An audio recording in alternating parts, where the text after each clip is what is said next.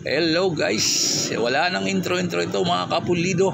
Ayan na, pinapatulo ko na yung aking gear oil. Ngayon lang ako nagpalit. First time ko magpalit sa gear oil ng binili Panaria. Yan, yung aking binili para Panaria na hindi pa bayad.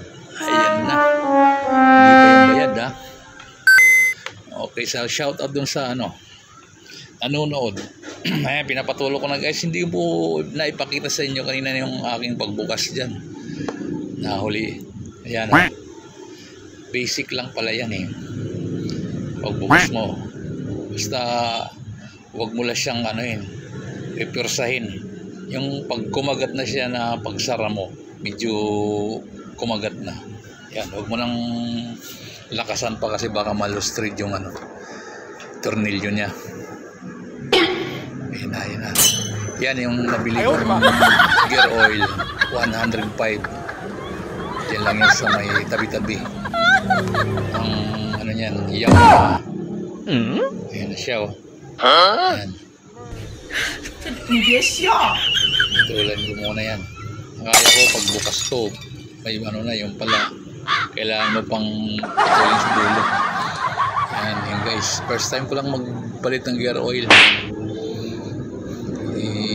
Nung unang ko sa kasa yon pala yung doon ako nagpapalagay ng gear oil tinatamad ako na pumunta kasi ang tagal isang 2 oras 1 oras mag-aantay ka pa sinong naka-assign doon na papalit ng gear oil. Pag minalas-malas ka 3 oras pila, kaya nainip na ako ayan.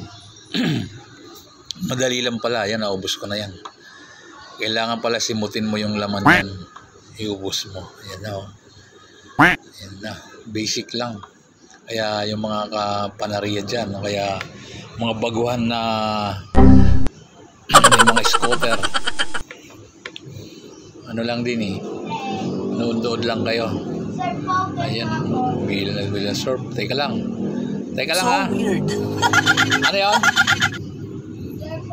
Surf powder. Teka lang, may bumili ng surf powder. Samantala, ayan, tuloy-tuloy na. Ayaw, lima. Ilan? Isa lang. Sa aking pagkakikod na may bumili ng surf powder. Ito? Ha? Opo. Yes, yeah.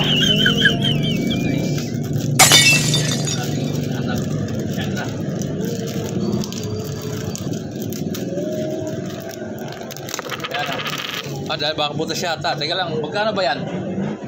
Magkano ba surf? Elaine? Magkano surf powder? 8. Teka lang, may supply ka pa dos. Sige yan, ang guwapo. Ayan na. Okay yan.